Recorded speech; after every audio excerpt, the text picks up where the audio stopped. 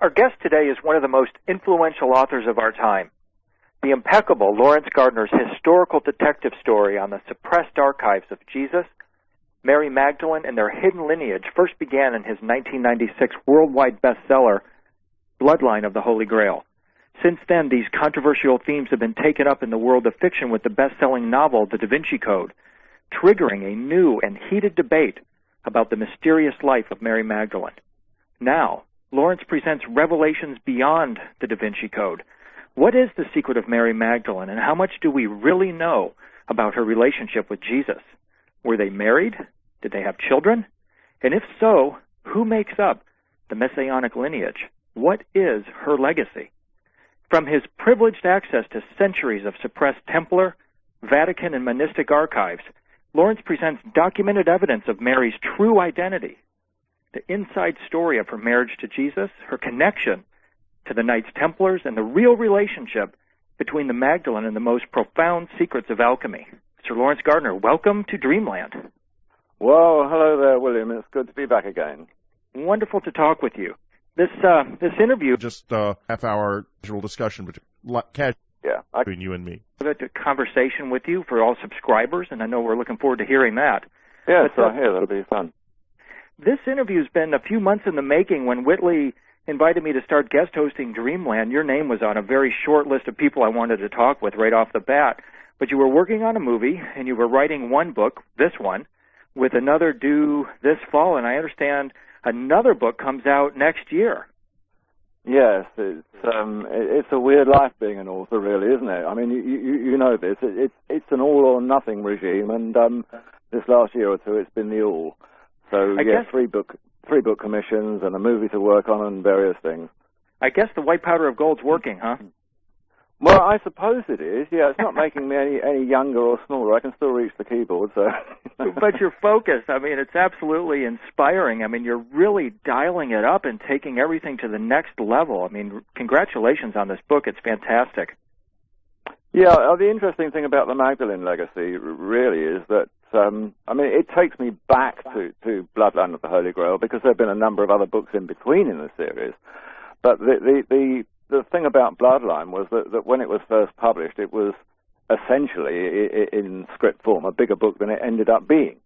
So I was quite fortunate in being able to write this one in a fairly short space of time because there was quite a lot that we had to take out of the first one to make it a manageable size.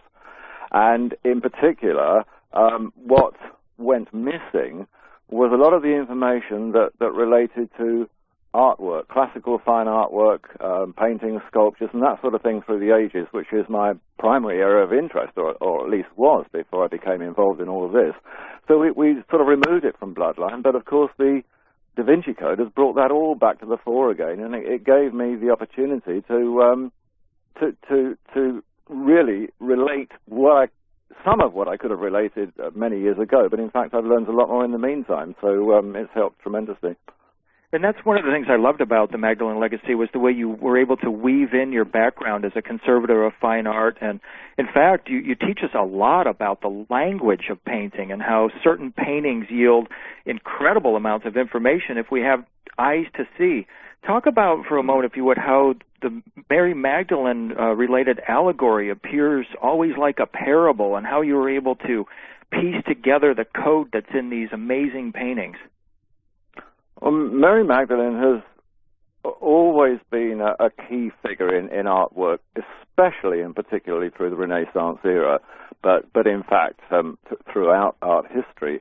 It's really what I didn't actually know 10 years ago, but what I know now and have found out since, is that in terms of early Christian artwork, we go down into the catacombs of Rome and we find the wall drawings and the bits of painting that are there, and most of it was very secretive and it was all hidden underground and because of the Roman persecutions. But the very first above-ground Christian painting to be discovered turns out to be of Mary Magdalene. It wasn't of Jesus or his mother. Now, that's not to say that an older one won't be found, but to date, the oldest Christian above-ground painting was a painting of Mary Magdalene.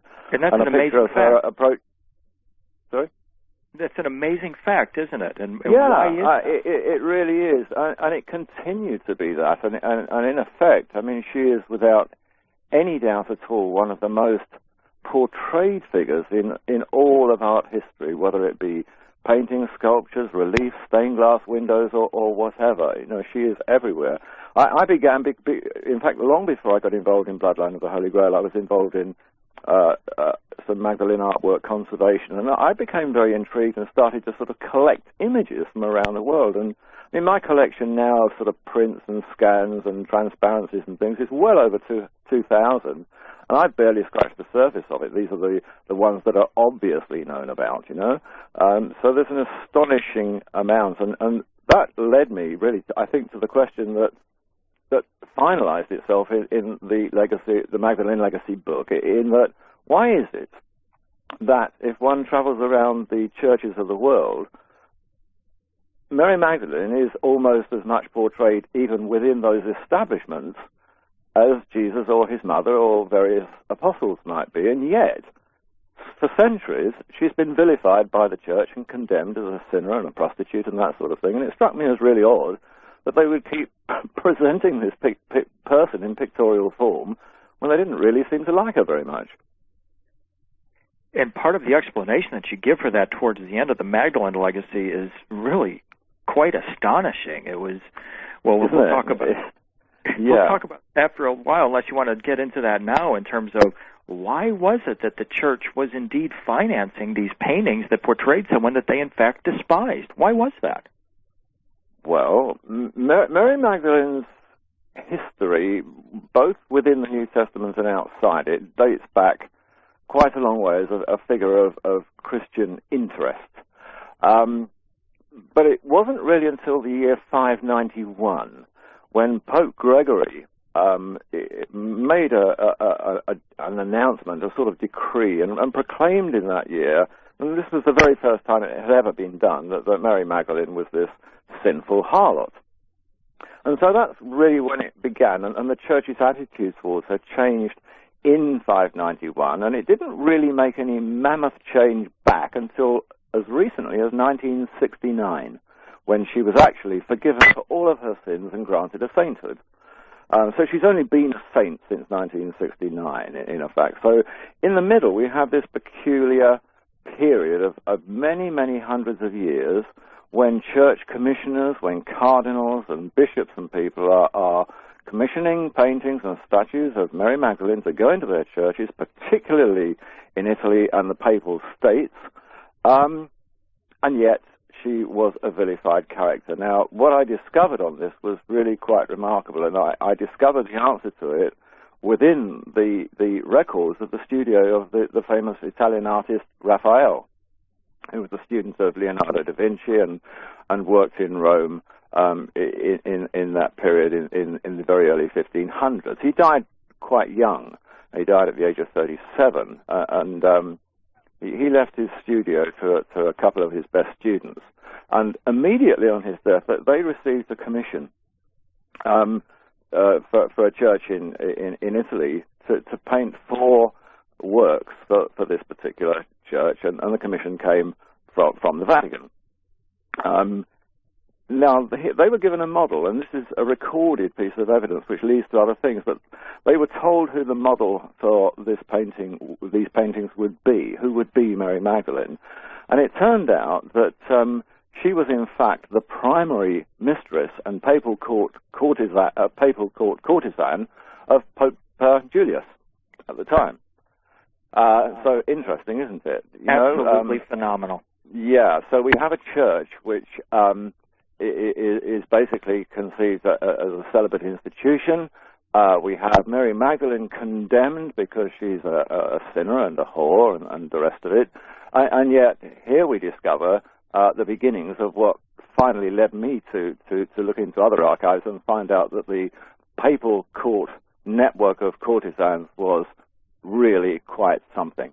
There were a lot of them, and it started as an institution having mistresses and women of the court for the cardinals and the popes. It actually began in about 591 when Pope Gregory made his statement that she was a whore. So that was when it was set up, and it went on year after year, century after century. They had estates granted to them, they had vineyards, and houses galore. They lived in the greatest of papal luxury, and they were regarded among the top flight of high society. What they had, to give them some extra status, was that although they were not necessarily born of the aristocracy, and it was the aristocracy and royalty that were normally painted and had their portraits done, they were allowed to be Mary Magdalene. So all of these paintings of Mary Magdalene that we see coming out of the Papal States during that, all of that era, for the most part, these beautiful women that we see, and it's one of the reasons why she always looks so wonderful and attractive, is because the models were the most attractive women of the empire, like they were the papal courtesans. That's absolutely amazing. I mean, the Magdalene Legacy is full of amazing facts such as that. I recently had a conversation with Father Charlie Moore about the Magdalene Legacy. He's a renegade Catholic priest. He's an Anunnaki scholar and a close friend of Zechariah Sitchin's. And like Sitchin, he's very intrigued by your work, great admirer of your work. And Father Charlie was simply blown away by your revelation of the Desposini and the inclusion of the history of the donation of Constantine.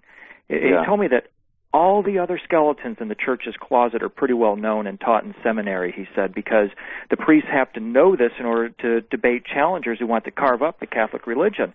But these facts, the Desposini and the donation of Constantine, he said, are closely guarded. Tell us about the Desposini and the connection to the donation of Constantine. Well, this is something, I mean, what you've hit upon there, William, is something which I discovered 10 years ago when I started doing radio broadcasts and meeting with people of the church at all levels within the church. And what they kept, I mean, everybody in the big wide world thought that the church would attack me and assault me for making these things known. But it didn't actually happen, because whenever I got onto television or wherever in front of these people, I was simply presenting them facts from their own literature. It wasn't from my literature, it was their books I was looking at. So, you know, what I said was, look, this isn't something that I've invented. This is a book from the Vatican archives, these documents. And what they kept saying was, nobody told us that. Well, of course, nobody told them that. It's really like being a representative for any type of company, whether you're selling chocolate bars or insurance. You know, you get told the merits of the product that you have to sell, but you don't get told too much about the competition or about its negative points. Mm-hmm. And that's the way that it works, and it really is left up to the salesmen themselves, which in this case are the bishops and the priests and whatever. It's up to them to do their own research on the rest, but either they don't have the inclination, or they don't have the time, or they don't know where to look, and so they stick with what they're taught. And that's what we get taught. And what I discovered was that there was a wealth of information hidden away in not only in church archives, but particularly in monastic archives. I mean, the monasteries are great for information. They used to record history with a different view to the church. They had no vested interest or dogma to put forward. They were just recording things as they happened. And so if we go back far enough in terms of historical record, and we go back to the 1st century. That's where we can start, after Gospel times and after the crucifixion. There are a series of Roman emperors, and we go through people like Augustus and Titus and Domitian, Vespasian.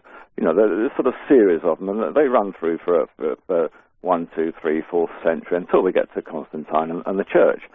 This is William Henry. This is Dreamland. We'll be right back.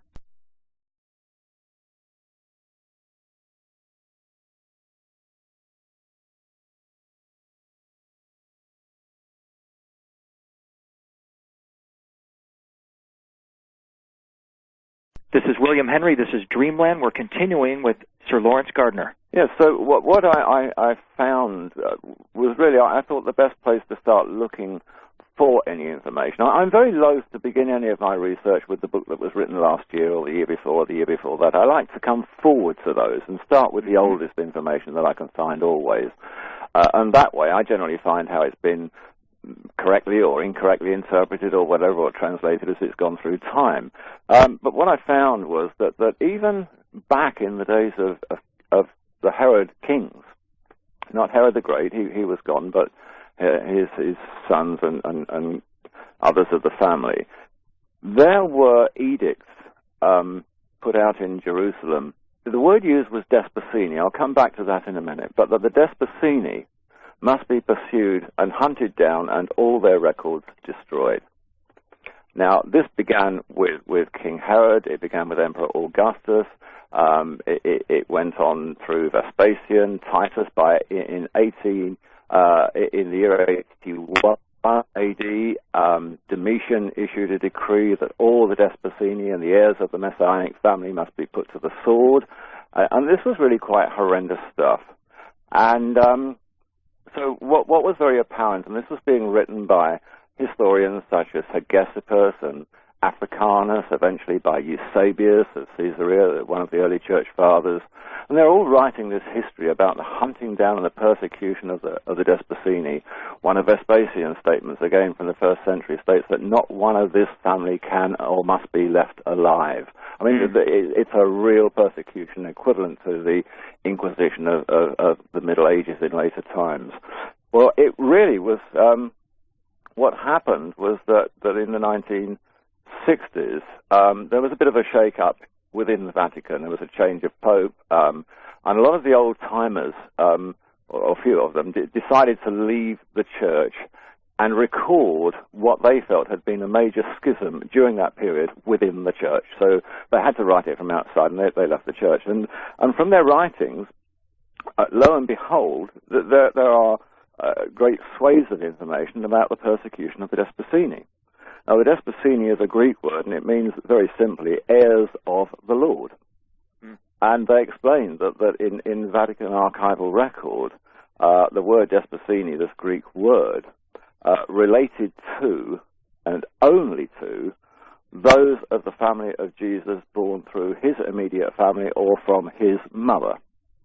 And so what we have is a situation whereby from the very earliest of times, I mean, the crucifixion times and within the next few hundred years, we have descendants of Jesus, descendants of his brothers, of his three sisters, all being hunted down and persecuted. Some were executed, some were never caught, some were tried and let off for whatever reason if they promised to behave. But by the 4th century, they'd set up an amazing church network, which in history is called the Nazarene Church. It eventually became the Celtic Church in the West, but it was called the Nazarene Church then. And it seems that from the records that in fact this Nazarene Church, led by the family of Jesus and the Despacini and the descendants, was actually a bigger threat always to the Roman Empire than all the barbarians in Christendom were. And why was that, Lawrence? Simply because it was the original and was there before they were. Mm-hmm. And what happened, as most people know, is that within the 300s, Constantine decided to change all this, and after centuries of persecuting the church and the families, he thought, well, maybe the best plan here, if you can't beat them, is to join them. But in fact, more than that, let's join them and then take them over. So what he did, he founded essentially what became the Roman Catholic Church, which all subsequent Christianity emerges from. But I don't know. I mean, he didn't really kill it off, because what happened was that these church movements continued through the ages. And these were the sort of church movements that, groups like the Templars and others in later times became involved with. The Magdalene Legacy contains some of the most significant insights into the paintings of Mary Magdalene. It's available now from unknowncountry.com. Lawrence, one of the amazing facts that I was surprised to see in the book was, again relating to the Despacini, is that there were actually 2 sons of Jesus. Can you talk about his offspring and what happened to them in light of what you're describing here in terms of this amazing persecution? I think probably. I mean, there were 2 sons and a daughter. That doesn't necessarily mean that that's all there were, but that's all I've managed to discover. And just harking back to the Da Vinci Code for a moment, this book makes reference to the fact that there were descendants in the line, but that they stemmed from a daughter whom Dan Brown calls Sarah. Now, that's a very interesting aspect because the daughter wasn't called Sarah, but she was titled Sarah. So I'm not quite sure where Dan got his information for that, but Sarah was never a name in those times. It was a title, and it simply meant princess. Mm-hmm. So she was, whatever she was, the Sarah, or Sarah somebody or other. Now, the name that comes up seemingly in the records is an old Judaic name. It's Tamar, or Tamar, some call it. It's an Arabic name which means palm tree, and in fact it was very much a traditional family name within the royal house of Judah. King David's sister was called Tamar. The woman who in fact was the maternal ancestress of the whole royal line leading to the kings of Judah and the house of Israel was called Tamar. So it was a very natural name. Names were very repetitive in all royal and noble family lines anyway. It's one of the ways that one can find who's linked to whom, because if you find 3 Elizabeths, you can reckon they come from this family, or 3 Helens come from that family, that sort of thing. So we have a daughter there.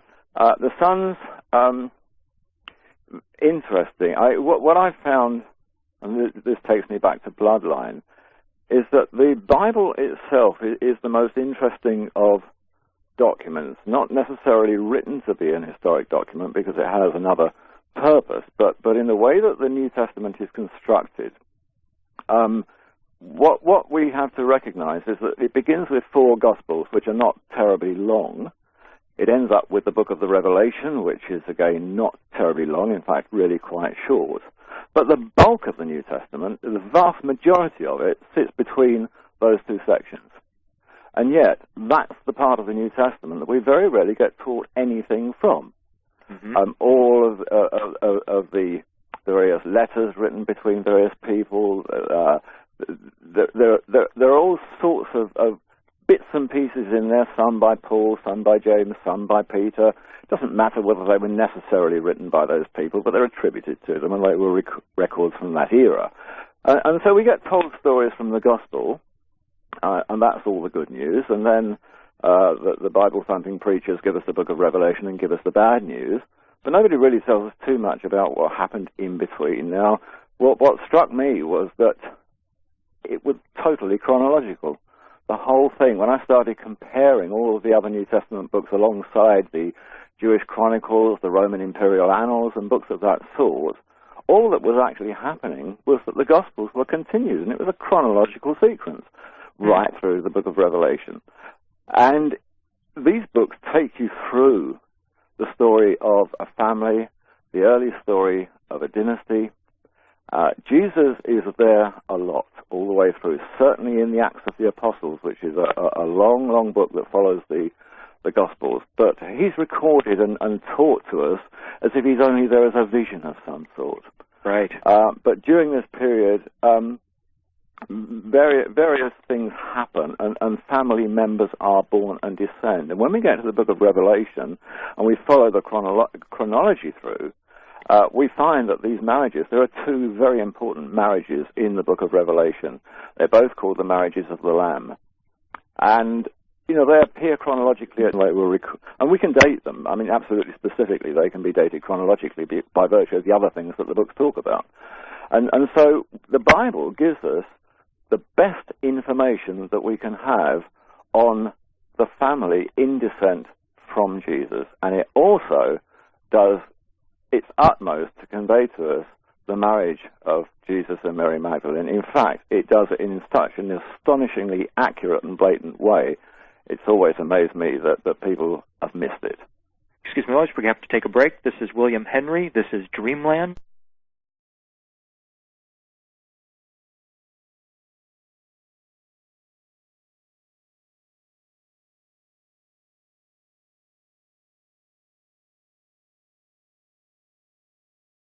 This is William Henry. This is Dreamland. We're talking with Laurence Gardner. Laurence, just before the break, we were talking about the way that, in your eyes, the Bible explicitly describes this marriage, but that people have overlooked it because they're not interpreting the symbols or the words correctly. Can we continue on this theme? Because I think this is something that people are very interested in. It's not so much about symbols and words, and it's actually rather more about ritual. We have, throughout the Bible, Old and New Testament, various rituals are portrayed or even explained. There were rituals for anointing and appointing and installing a high priest. There were coronation ceremonies for kings and things like that. And these rituals are in there in their various forms, and we get to understand what they are. And for example, in terms of anointing a king or a high priest, we're given the recipe for the oil that's made up for the anointing. I mean, these things are all in there. And they're in other books as well, in Josephus and various other places. So we get to know the rituals and what they were.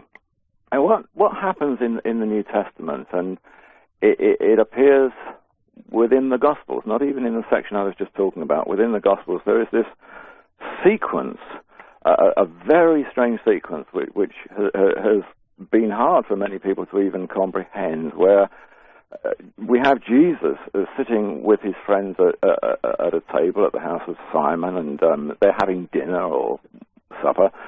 And Mary Magdalene appears. She's there, and she's got a pot of ointment, and she goes through this ceremony of anointing his feet, wiping his feet with her hair, of symbolically weeping for some reason or another. And it said that she washed his feet with her tears and that sort of thing. And then in another part of the sequence, she's actually anointing his head. We're told explicitly that throughout all this, Jesus sat at the table with his friends. We're told explicitly that the oil that she used for this and the ointment used for the ceremony was the oil of spikenard, which is an expensive root oil from the Himalayas. And we go through this whole sequence.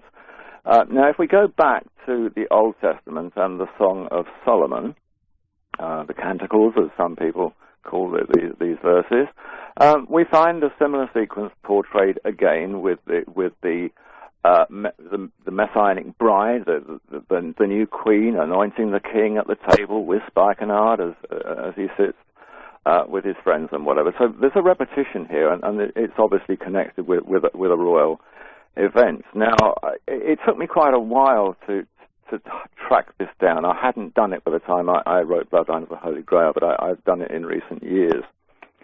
And it is absolutely and positively a Syrian royal marriage ritual. And in fact, it was so important to the Syrian tradition that as part of folk festivals and that sort of thing, it was performed right up until the year 1878. That's the last record of it, but it used to be done once a year, like we might have maypole dancing here on May the 1st and things like that. Mm-hmm. And the sequence is the same. The king has to sit at the table. The wife, the new bride, has to appear. She has to anoint his feet. He has to be eating with his friends and taking little notice of her. She wipes the oil with her feet. She has to weep. She anoints his head. The oil that's used is the oil of spikenard. And the Bible takes us through this on 4 occasions, word by word. The Gospels are the same. In 3 cases, Matthew, Mark, and John cover one part of the sequence. Luke covers another part of the sequence.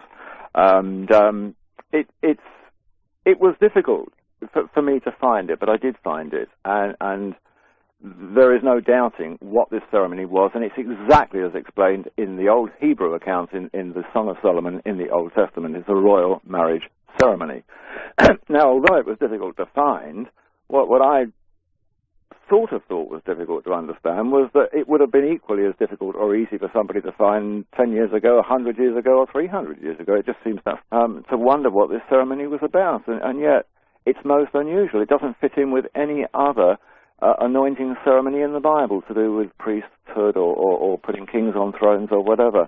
And the other extraordinary thing is, which is the real clincher, is that in all the regulations that applied in Palestine, in Israel, in the Samaritan culture, in the Judaic culture, in all of these cultures that formed that region in those times, anointing of a messianic personage, be he king or high priest or whatever, was only ever allowed to be done by a man who had to be a high priest.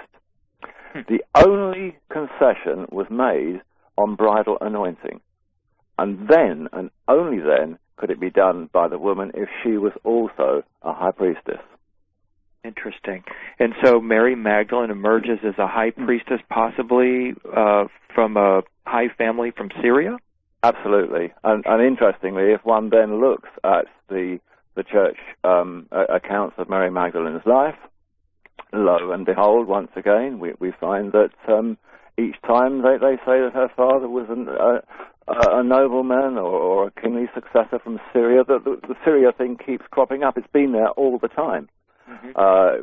One can read the Golden Legend, Jacobus de Voragine, various accounts of her life, be they real or be they partly mythical. It doesn't really matter. That fact keeps being repeated, so it came from somewhere to start with. It began with that tradition. So what we have here is, in effect, the marital linking of two royal lines, one from Syria and one from the house of Judah.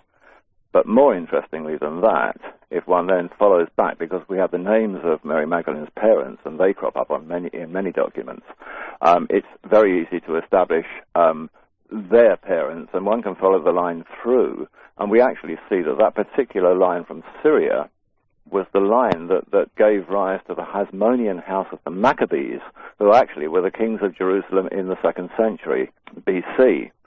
So, very interestingly, we've got a link here between the two royal houses of that same Jerusalem city. They both reigned, but they were both not reigning at that time. The house of Judah had reigned from about 1000 BC through to 586 BC, something like that. All sorts of wars and battles going on with Syrians and Persians and others in the meantime. And then the house of Hasmon takes over for a period in the 2nd century. And then the Romans take over and it's all demolished. And so, in effect, what we see here is a picture of a uniting, by definition, as would be in today's royal society, of two royal houses. Interesting. And so, paint us a picture, if you could, Laurence, of Mary Magdalene, say, in her 30s at this time. Is she researching ancient texts? You mentioned her possible connection with the white powder, the ormus, or connection with the Essenes. She comes from Syria. How would she have spent her daily life? Would she be in worship? Would she be working with Jesus in terms of sharing knowledge? What are your thoughts on that kind of relationship that they may have shared? Well, alongside the Gospels in the Bible itself, there are numerous other Gospels. I mean, very many of them that never got into the New Testament for one reason or another. They were deselected, so to speak. Dan Brown makes the point in his book that this was because of the content was not what the church particularly likes. Well, yes, okay, but that's a bit of an under and an overstatement. There were very specific rules defined and laid down at the Council of Carthage in 391, which established what books could go into the New Testament and what couldn't. There were only two regulations, actually, which governed the choice of Gospels, and there were many, many Gospels on the shortlist. One was that they must be written in or attributed to the names of the apostles of Jesus, the 12 apostles. And so, if one considers the names of the Gospels on that premise, we find that we have Matthew, Mark, Luke, and John. We all know those. Well, okay, Matthew was an apostle, he's in all the lists. John was an apostle, he's in all the lists. But Luke and Mark weren't. They're not in any Gospels list of the apostles. They actually turn up quite a lot later on as friends of St. Paul. So we can see that in the very first instance, the rule was broken. They didn't pick Gospels in the names of the apostles of Jesus only. The second rule was a very simple one, and this was the defining rule. That Gospels selected for the New Testament cannot be books which grant women any particular status in church or community society. So that was really the time when, excuse me, women got knocked out of the picture. But when we look at the Gospels that were deselected, we find that in large measure they concentrate on what would be perceived very much as a mixed male and female church environment that Jesus was involved with at that time. Mary Magdalene is described in the Gospels as his close companion. She's a great friend of his mother. She's the only one that's there at all the important occasions, like the crucifixion. She's with his mother. She's with his mother at the tomb, at the resurrection scene and whatever. She's listed as being his financial sponsor, so she was obviously very wealthy and funded Jesus. And we have what appears to be an enormously close relationship, but it's cut short within the Gospels that we read, but it's made much bigger in these other texts. I mean, in some of the books, one, for example, which is a discussion between Jesus and some of his key apostles, a teaching, really a teaching ceremony. And Mary Magdalene is there. She's always there when the apostles are listed in these Gospels outside the Bible. So she was clearly a very important part of the group. But it's quite amazing in terms of whom Jesus grants the right to speak along with him at these things. One of the documents actually cites Mary Magdalene's name 90-odd times, whereas Peter's name is only mentioned about 40 times, that sort of thing. So her status was enormously high. She was clearly a priestess. She was obviously from a very influential royal line. She was married to Jesus, not initially, but after a period. And it would seem that her lifestyle was precisely akin to those of the conventual orders, the sort of nun female monastic orders of that era, and they're all fairly well defined as to what their roles were in society, and in effect they were doing much the kind of thing that one might imagine nuns doing today. They ran the schools, they ran the hospitals. They were very often doctors of quite high caliber. Those that the church condemned in a way as being sort of witches and soothsayers were really the women who were regarded as the matriarchs of society. They were very wise, and they were mum, you know, they were the people that were consulted. So Mary Magdalene emerges really as being, in short, the leader of various missions, be they educational or scholastic or whatever. But women basically were concerned with men's or people's souls and well-being, whereas, you know, the male side was generally about politics and fighting wars and all that sort of thing. So, you know, clearly the women had to be doing something. It's just that we don't learn too much about it in the Gospels. One of the most surprising figures that emerges in the Magdalene Legacy is the true identity of Joseph of Arimathea. Talk about him for a moment and what difference it makes by identifying the true character of Joseph. Yeah, Joseph is a fascinating character. He appears seemingly for the very first time at the crucifixion. Jesus' mother's there, and Mary Magdalene's there, and his sisters are there. Doesn't seem to be much in the way of other apostles there, although a lot of paintings include John in that particular representation. And then Joseph suddenly is in charge of everything.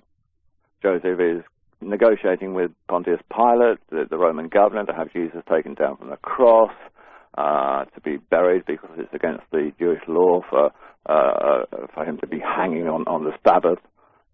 And so Joseph takes charge, and yet he's never been mentioned before, but the women accept it. There's no question, there's no query. So the question I posed to myself was, why? Who was it? This is William Henry. This is Dreamland. We'll be right back.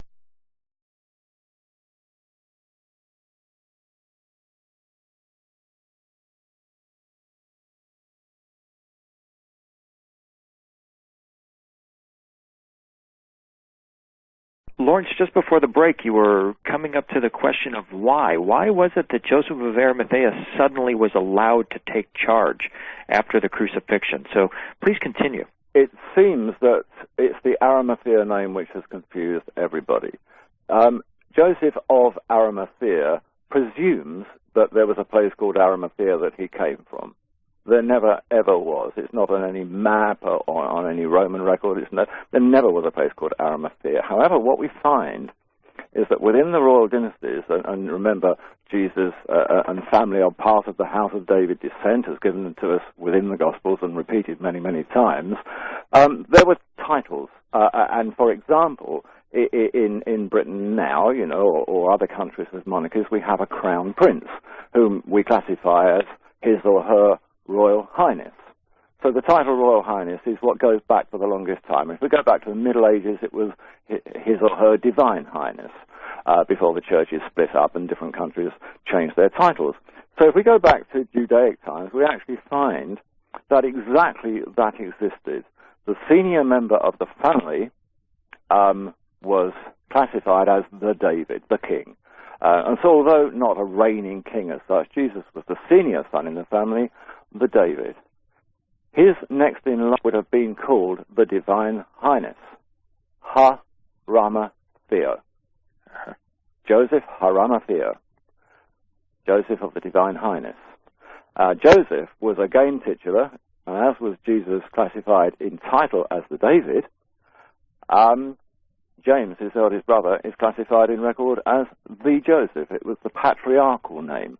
So David was the kingly name, and if you look at the patriarchs of Israel, Joseph is the patriarch from whom the eldest successor, our Prince of Wales, as it would be today, is the Joseph. So Joseph Arimathea, Joseph of Arimathea, Ha means of, Joseph of the Divine Highness, and when it's translated into English and becomes phonetic, we get our Arimathea, and the whole thing gets confused. So, of course, he would have taken charge.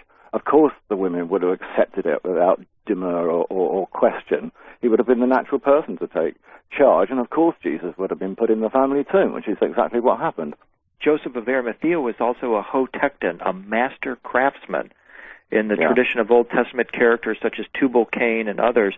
Does this mean, since Tubal-Cain is ultimately then perhaps traced to the Anunnaki god Enki, that there may be an Anunnaki connection behind this family? Well, yes, there certainly is, in as much as that if we trace back the origins of kingship, it began in Mesopotamia, in Sumer, in southern Mesopotamia, in those times that are recorded with the Anunnaki overlords who established kingship and kingdoms and whatever. And these titles were given. You know, Jesus' father is classified in all the texts as a hotecton, a master craftsman. Mm-hmm. When it was translated into English, they didn't know what the heck that meant, so they called him a carpenter. And this is another confusion. Jesus' father has become a carpenter, when in strict terms of translation, he was Joseph the master craftsman, which puts a whole different context on the thing. You know, it means that he was the most learned and scholarly wise man whom people took counsel from, the equivalent of a sort of a rabbi, I suppose, but it was non-religious. It was more of a royal title. So he was like a royal counselor of sorts. And yet this man has been, I won't say demeaned, but in historical terms, his position has been subjugated to diversion into another realm, which makes the family look far less influential than they would have been at the time. And that's a very interesting scenario. When one finds the title Master Craftsman and begins to trace it forwards and back, it moves, of course, in forward time. It's still something which is used in modern Freemasonry, Master of the Craft. Absolutely. And Freemasonry has its origins way back in those ancient times, not its foundation or its formation, but the basis of its origins scientifically come from those times, and they go back to Mesopotamia and Anunnaki times without doubt, because that's a hope all. And one of the things that I found so amazing that you commented on is that Mary Magdalene's alabaster jar was not a jar at all; it was a box. They called it a jar, so there would not be the direct connection between Mary Magdalene and Pandora. Can you comment on that? Yeah, it's interesting, isn't it? I mean, all of the Gospels call it a box. The artist converted it into a jar, but the Gospels say it was a box. In actual fact, it was an alabastron, a small vial in the original Greek. But yes, so the definition was that as Pandora was associated with this magic box, it shouldn't be shown alongside any Christian-associated figure, and they converted it artistically to a jar. I'm going to look forward to listening to your continuing conversation with Whitley on the subscriber section. So thank you very much for sharing this time with us today, and we'll look forward to talking with you again soon. It's been great, William. I'll see you soon. This is William Henry from Nashville. This is Dreamland. Have a great day. You're about to experience something that you just can't get elsewhere, and this week, boy, is that ever true. Emmy award-winning science reporter Linda Moulton Howe reporting on the absolute leading edge of science discovery and the true mysteries of the unknown. Don't miss her website, earthfiles.com. Essential reading these days, the one science website that tells you the secrets and gives you the fact that others dare not. Earthfiles.com. This week she's reporting on the slowing down and possible stopping of the Gulf Stream. That's right, the Gulf Stream is slowing down. It could stop. Here she is from Albuquerque, Linda Moulton Howe. Thanks, Whitley.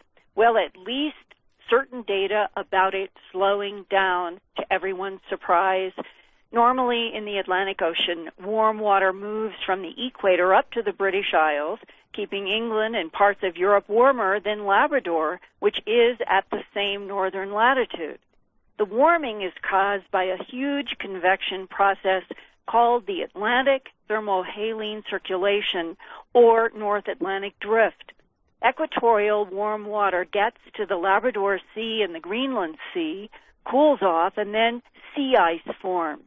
The ice does not take up the sea salt, which is left behind in the ocean, and makes the water denser, and it sinks. For more than a century, a dozen cylinder-shaped columns of cold water have been sinking into the deep ocean and heading back south toward the equator from the Greenland. And this has kept the big conveyor belt of warm to cold to warm water going in the Atlantic Ocean. But now, for the first time, Cambridge University physicist Peter Wadhams has discovered that those dozen cold water columns in the Greenland Sea have nearly disappeared. Professor Wadhams is also head of the Cambridge Polar Ocean Physics Group. He reported last week in Vienna at the European Geosciences Union meeting about his field research in the Greenland Sea. With a changing, slowing thermohaline circulation, Great Britain and parts of Europe will become colder over this century as the rest of the planet gets warmer. The problem has been that in the last few years, in fact since 1997, that this area of ice hasn't formed in the Greenland Sea, partly because of global warming and partly because the wind system has changed, and so that part of the Greenland Sea remains ice-free, and there isn't the driving force for the sinking of the water. And this means that the sinking has the volume and the depth of this sinking process or convection has been reduced, and that's weakening the circulation of water in the Atlantic, and there's a reduction in the amount of warm water that's heading north and bathing the shores of Europe to keep it warmer than it would otherwise be. That's the main thing that we're finding, and this has been found by a number of different research groups looking at the ocean properties, but we found it in relation to studying the Greenland Sea sinking site itself, that we've gone there every winter and every summer for the past 4 years, and we found that the sinking happens in the form of chimneys. That's a kind of a narrow, 10-kilometre wide rotating column of water where the surface water is sinking through that column down into the deep ocean. This seems to be the mechanism by which it happens, and we found that these chimneys are very long-lived, but there's only 2 of them in existence at the moment, while 7 or 8 years ago, when they were first studied, or when something like them was first seen, there were at least a dozen.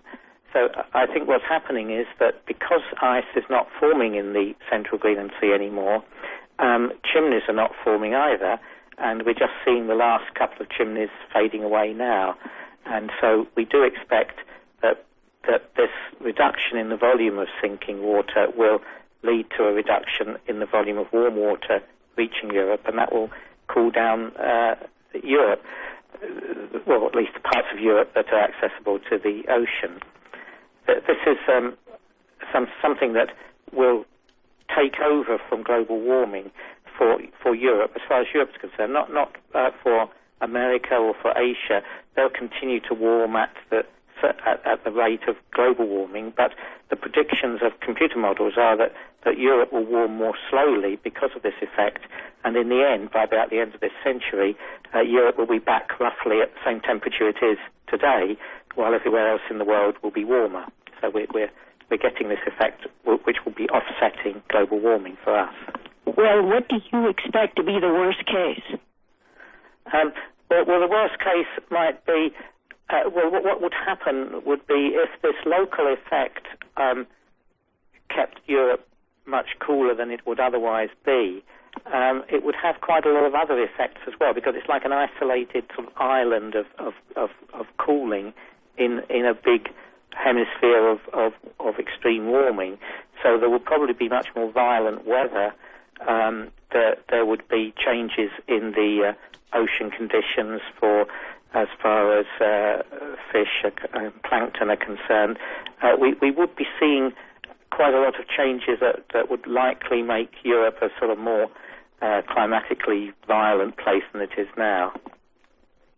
And since this is sort of like dominoes falling, and we humans don't really know the exact cause and effect of all the dominoes falling, meaning that if the North Atlantic drift should stop altogether, we don't really know from experience what exactly the consequences would be apart from the computer modeling?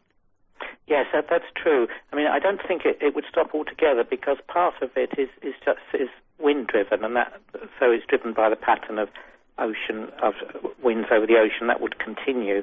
So it's more a matter of it slowing down, because the part that's driven by this vertical circulation would stop happening.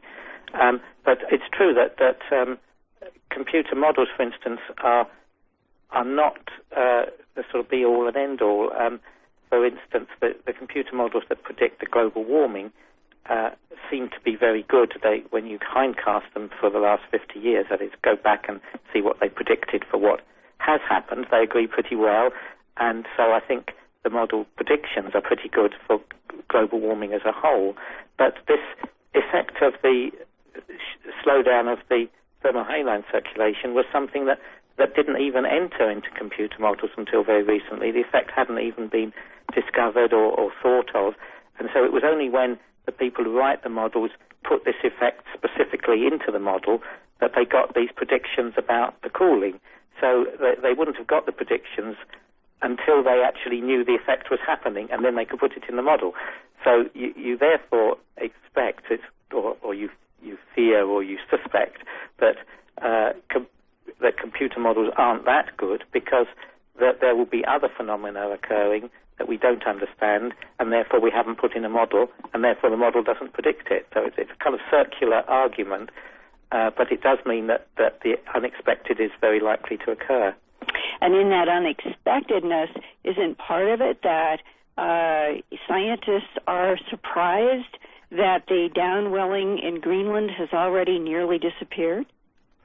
Yes, it's been a very big effect in relation to the sorts of changes that normally go on in the ocean. I mean, this is the shutdown of a major oceanic global phenomenon, and so it certainly, the more that people do the ocean, the more they're finding that very large changes are going on which were not suspected, which affect large volumes of water, involve large temperature changes, and really are in terms of the scale of the planet, they are major changes going on, which often are not suspected for a long time, simply because it's so much more difficult to study the ocean than to study the land.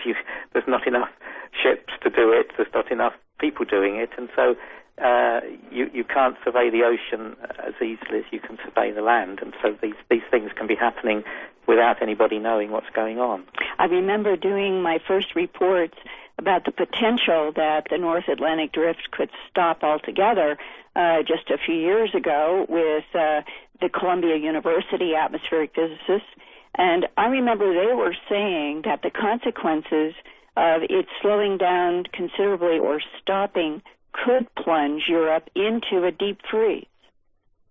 Well, that was the theme of the film Day After Tomorrow, but I wouldn't be that pessimistic about it. I mean, I think there's certainly going to be a noticeable effect, and it is going to stop Europe from warming, but I don't think it would actually go to the length of plunging Europe into a deep freeze.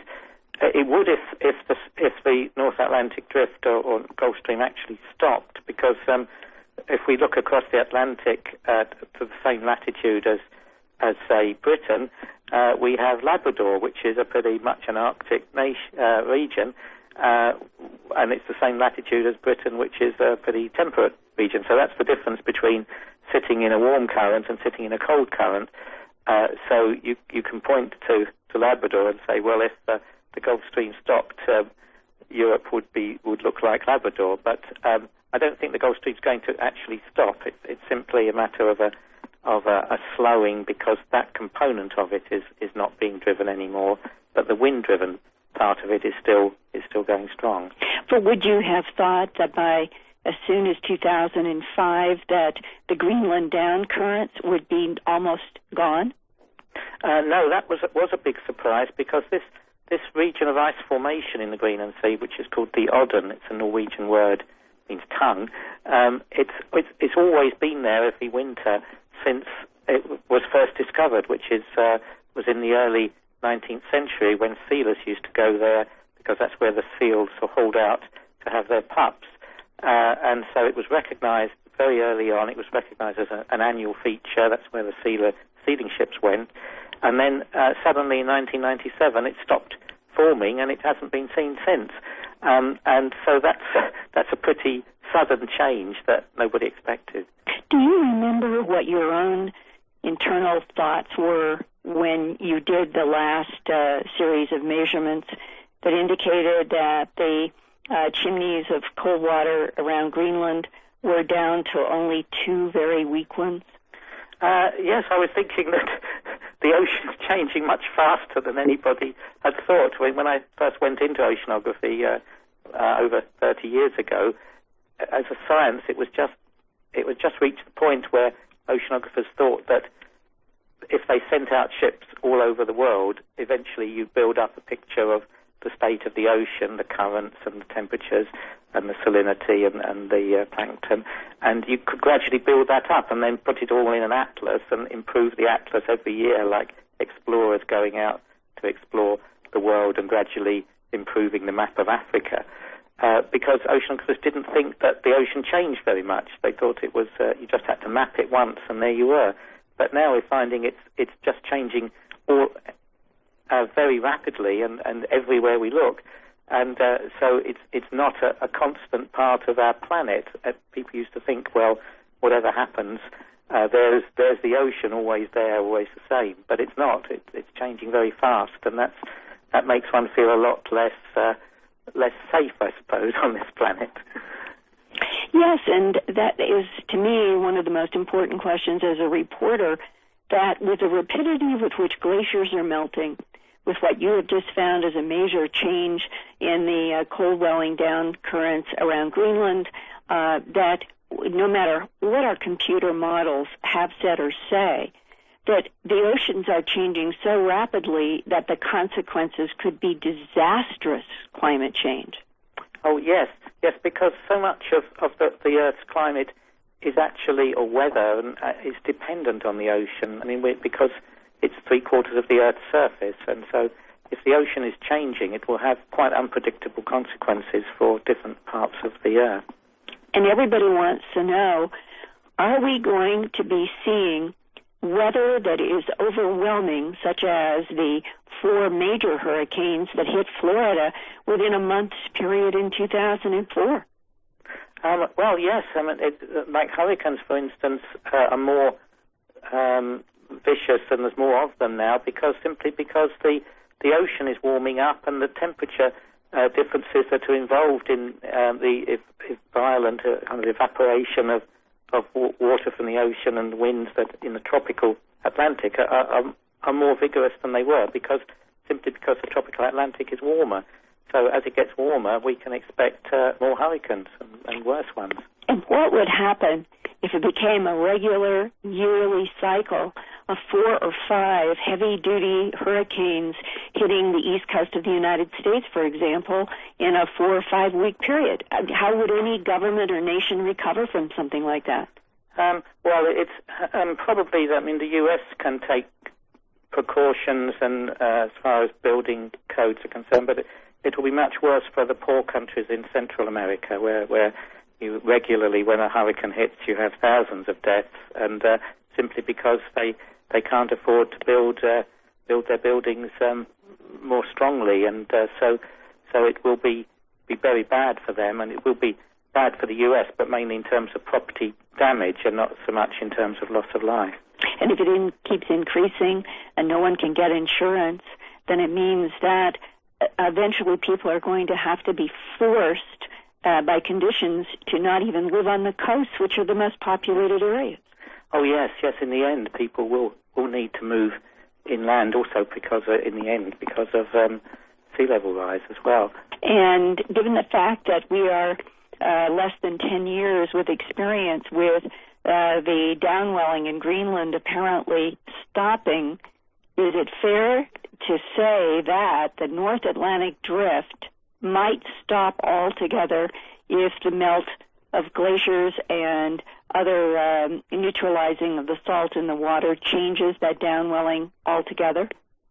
Oh, yes. Well, that's a different thing, and it would take a very long time. I think if there is the possibility in the very long term that Greenland, the Greenland ice cap will start to melt, or already perhaps it is starting to melt, and then that would release a very large amount of fresh water into the ocean at high latitude, which would spread a kind of cap over the ocean that would completely prevent any sinking or convection going on, because the surface water would be so have such low density because it will be almost fresh.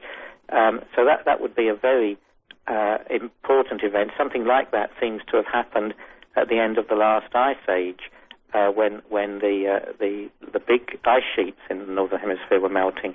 But even with global warming going kind of roaring mad, which it might well do if people don't stop burning carbon, then the Greenland ice sheet will still take a long time to melt, of the order of hundreds of years, and so I don't think that effect will come in for a long time. If it did, though, what would be the worst case from the computer modeling? Well, I think you'd have to look at people who do computer models of past climates, because people who try to model how the last ice age ended, what happened when lots of fresh water suddenly appeared in high latitudes, and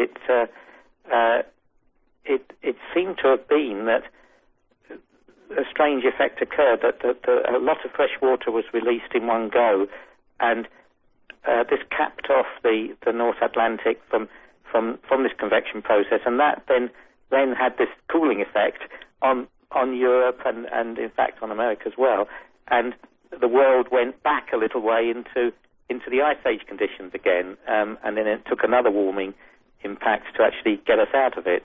So that sort of thing might happen. I mean, there would be the possibility of the cutting off of the circulation could push areas like Europe into very cold conditions. Is there any science group right now that is looking at your work and then now looking at England and Europe and saying, or trying to see if there is a trend in weather patterns that has changed because of the stopping of the down water in Greenland? Well, there was a discovery of there's been groups that have been monitoring the northward flow of warm water past the Faroes. That's the islands north of Britain on the way towards Norway, and they found that slowed down, and they've published some results on that which show a fairly substantial reduction in the volume of water flow past the Faroes. So that's a recent result that looks pretty interesting. That it will become gradually clear that Europe's not experiencing the same warming as the rest of the Northern Hemisphere. And if the North American continent and other parts of the globe are heating up, then would it be that violent winds and increased rains and deep snows and all of that would become part of British and European weather patterns? Yes, I mean, we would be getting more violent conditions, and in general, the world, one of the aspects in general of global warming is an increase in extremes of violent types of weather that are due to the higher temperature differences that are happening everywhere. So every part of the world can be expected to have more variable weather, more extremes of climate than we're getting at the moment. Isn't this going to take a major financial toll on really all the governments? And yes, it is. Well, I mean, that's the very crazy thing about the idea that, for instance, the US shouldn't do anything about global warming or reduce oil consumption or carbon emissions, because to do so would cost too much for the economy, because in fact in the long run and even the medium run the cost of climate change is going to be infinitely greater than any cost of trying to mitigate it. What do you worry about the most happening in the next 20 years? Well, I mean, apart from war, I suppose, it is the possibility that global warming will go faster than predicted. Already there's been an upgrading in the predictions of the rate of warming. In fact, the last report of the Intergovernmental Panel on Climate Change, they found that both the observed rate of warming and the modelled rate were faster, because there were various processes that hadn't been included properly in the models related to how the carbon cycle. And so when they reran the models, the rate of warming was something like a third greater. Now that just happened very recently, and so given that models can be changed and so as quickly as that, and to have such a big change suggests that there is some possibility that the warming might start to go much faster than we think or had expected, and at such a rate that even if we then take fairly drastic action about our carbon emissions, we won't be in a position to really slow it down rapidly enough. I mean, this is because of the fact that carbon does remain in the atmosphere for a long time. If we suddenly stopped everything, and we'd still have global warming happening for about another 100 years, for instance. And then what would happen to surface life? Well, I mean, I suppose the worst possible case would be the planet Venus, which seems to, at some stage a few billion years ago, to have had a runaway greenhouse effect, and is now the surface temperature several hundred degrees. Mm-hmm. So I don't think that will happen to Earth. But given what we're doing to the atmosphere, there is some possibility of an effect becoming more rapid than has been predicted, because we don't understand the physics completely, and then we might find ourselves just the sort of victims of some quite severe global catastrophe without having the means to do anything about it, because we've already put the carbon into the atmosphere and we can't really take it out again, even if we stop putting it in. Professor Wadhams and his colleagues next plan to study the rate of Arctic ice melting, which could also slow down the Atlantic thermohaline circulation even more, Whitley. Linda, it's extraordinary, and what is worrying to me about it, and really very worrying to me, is that it is, as he pointed out, eerily similar in some ways to what Art and I predicted might happen in Superstorm.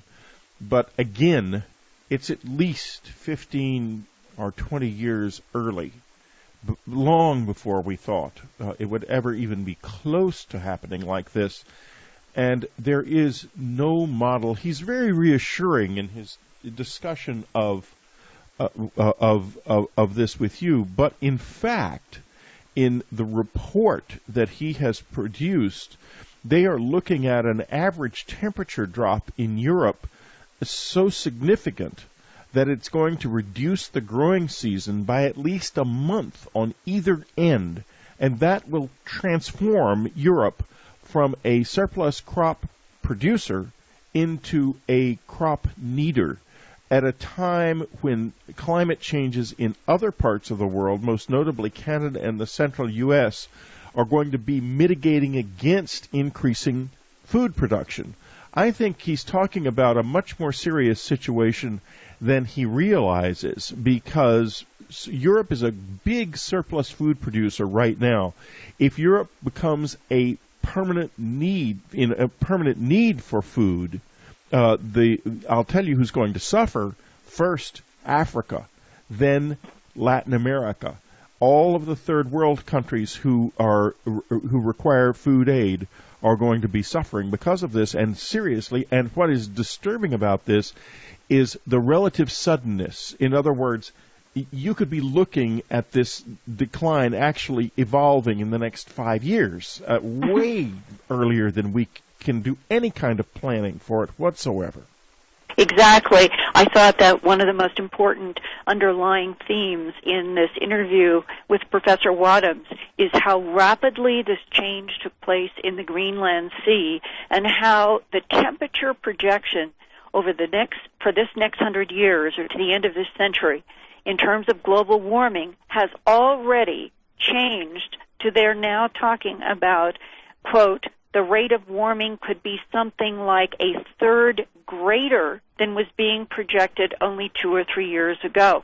It's rapid change in rapid conditions that are completely unpredictable.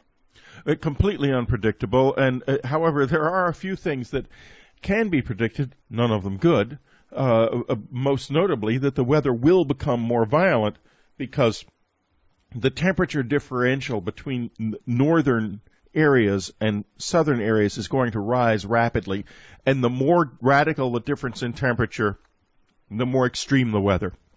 And that those 4 hurricanes in a month last year in Florida could just be openers for what continues to happen. Well, you could have a situation in which, horribly, but quite truthfully, hurricane activity becomes essentially continuous. In other words, for a period of months every year, you essentially have one hurricane after another flowing. They just keep forming one after another. That is the fear in the meteorological community, that you may have a situation where those daisy chains of hurricanes don't end at 4, but at 14 or 15 over the course of a year, and that would mean that those areas of the world that were exposed to this would become unlivable. And many parts, like the sub-Sahara area, they are projecting will be complete desert, and all of those people will be without a place to live, and that this will occur more and more. And when I think about Europe, and that winters and summers will be so much different than what they are now, that the consequences economically and on all governments trying to cope with this becomes perhaps the dominant issue over everything in the future. And Linda, you haven't seen a word about this in the American media. We picked this up from European media. We became aware of the story, and obviously we went into it with unknown country, and you've called the man who was responsible, the key individual making the discovery, and the American media is ignoring it as if it didn't exist, and it is probably the most important environmental story in the history, not just of the 20th century, but possibly of the species. That's right, and that's why Unknown Country and Earth Files, I hope all of our listeners keep going to, because we are trying to do in-depth reports that are not on the 6 o'clock news. And the reason we can do this, folks, and I never forget this, is we are subscriber-driven. We are free, Linda and I, to do what we need to do and responsible enough to do what's right. That is not true of the big media. It is absolutely not true. So you go to Earth Files and you go to Unknown Country and you subscribe to keep this going. This is turning out and will turn out to be over time an essential lifeline, because I'm telling you right now from my heart, you will not know the truth about what's going on unless you go to these sites. This is getting extremely serious, extremely serious. Take it to heart. Linda, we've come to the end of our time together. Thank you very much for probably your most important ever report next week on Dreamland. Folks, I think I've got a real surprise for you. Somebody you've never heard of before who's got probably one of the most amazing stories ever told. If it all works out, you'll hear from me and from Jim Marrs. Our guest today is one of the most influential authors of our time. The impeccable Laurence Gardner's historical detective story on the suppressed archives of Jesus, Mary Magdalene, and their hidden lineage first began in his 1996 worldwide bestseller, Bloodline of the Holy Grail. Since then, these controversial themes have been taken up in the world of fiction with the best-selling novel, The Da Vinci Code, triggering a new and heated debate about the mysterious life of Mary Magdalene. Now, Laurence presents revelations beyond the Da Vinci Code. What is the secret of Mary Magdalene, and how much do we really know about her relationship with Jesus? Were they married? Did they have children? And if so, who makes up the Messianic lineage? What is her legacy? From his privileged access to centuries of suppressed Templar, Vatican, and monistic archives, Laurence presents documented evidence of Mary's true identity, the inside story of her marriage to Jesus, her connection to the Knights Templars, and the real relationship between the Magdalene and the most profound secrets of alchemy. Sir Laurence Gardner, welcome to Dreamland. Well, hello there, William. It's good to be back again. Wonderful to talk with you.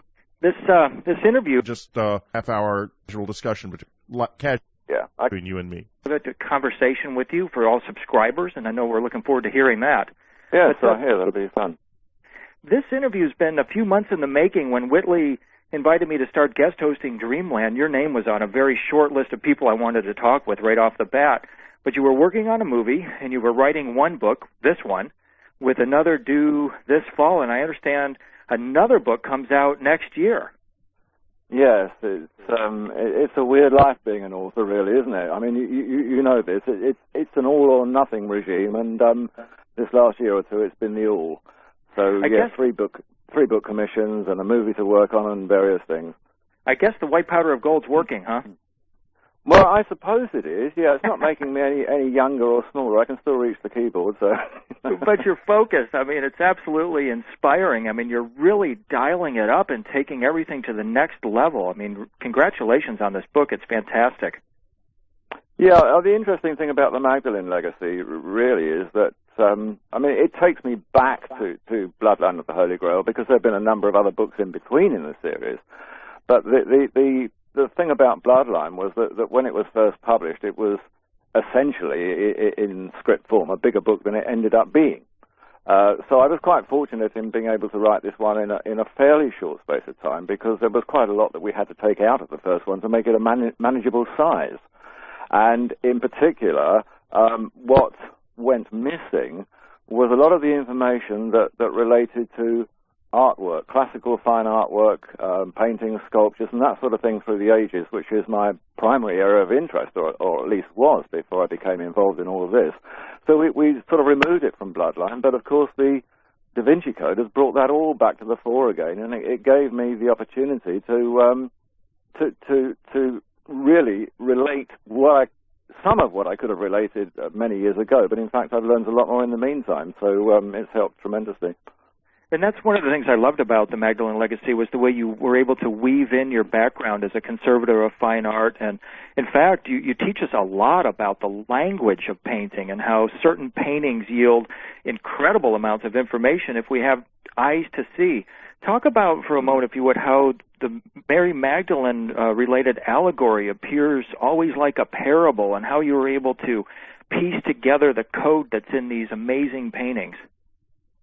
Well, Mary Magdalene has always been a key figure in artwork, especially and particularly through the Renaissance era, but in fact throughout art history. It's really what I didn't actually know 10 years ago, but what I know now and have found out since, is that in terms of early Christian artwork, we go down into the catacombs of Rome and we find the wall drawings and the bits of painting that are there, and most of it was very secretive and it was all hidden underground and because of the Roman persecutions. But the very first above ground Christian painting to be discovered turns out to be of Mary Magdalene. It wasn't of Jesus or his mother. Now, that's not to say that an older one won't be found, but to date, the oldest Christian above-ground painting was a painting of Mary Magdalene, having mistresses and women of the court for the cardinals and the popes. It actually began in about 591 when Pope Gregory made his statement that she was a whore. So that was when it was set up, and it went on year after year, century after century. They had estates granted to them, they had vineyards, and houses galore. They lived in the greatest of papal luxury, and they were regarded among the top flight of high society.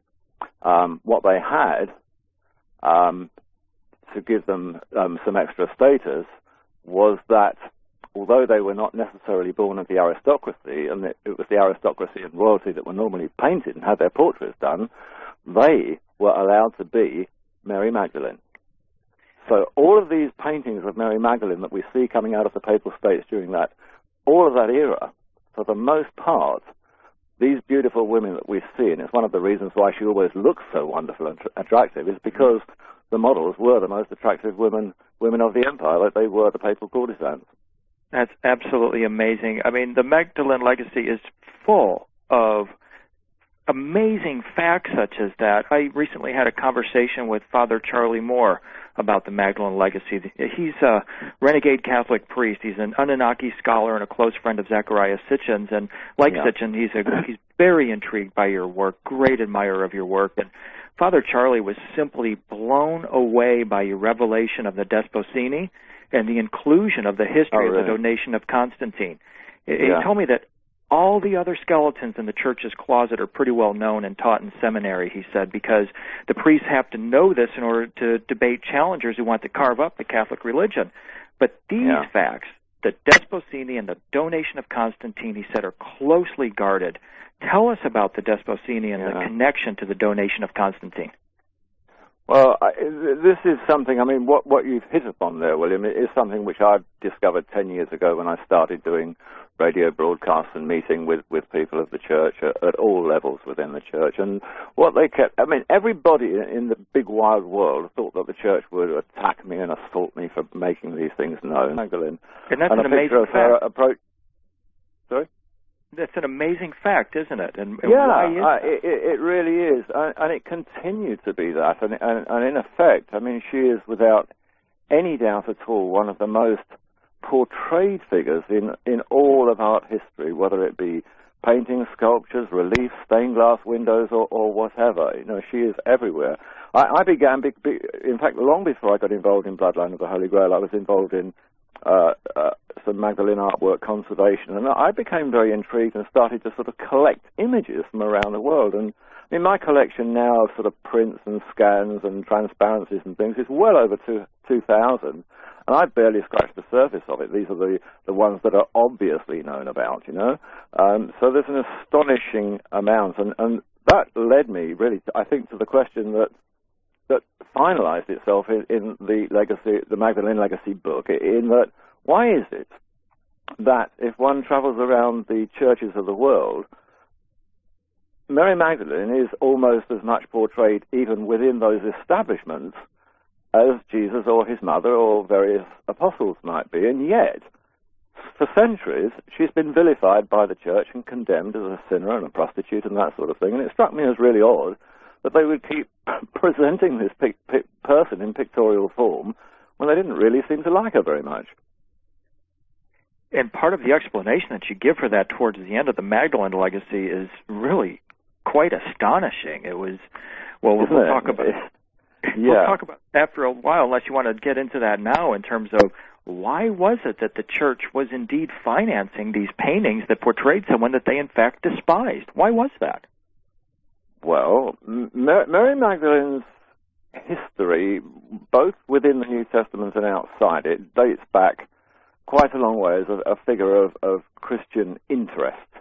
But it wasn't really until the year 591 when Pope Gregory made an announcement, a sort of decree, and proclaimed in that year, and this was the very first time it had ever been done, that Mary Magdalene was this sinful harlot.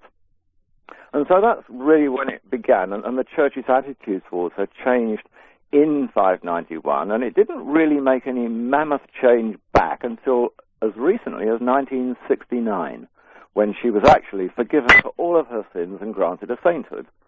So she's only been a saint since 1969, in effect. So in the middle, we have this peculiar period of many, many hundreds of years when church commissioners, when cardinals and bishops and people are commissioning paintings and statues of Mary Magdalene to go into their churches, particularly in Italy and the Papal States, and yet she was a vilified character. Now, what I discovered on this was really quite remarkable, and I discovered the answer to it within the records of the studio of the famous Italian artist Raphael, who was a student of Leonardo da Vinci and worked in Rome in that period in the very early 1500s. He died quite young.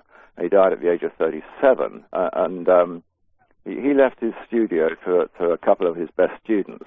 And immediately on his death, they received a commission for a church in Italy to paint 4 works for this particular church, and the commission came from the Vatican.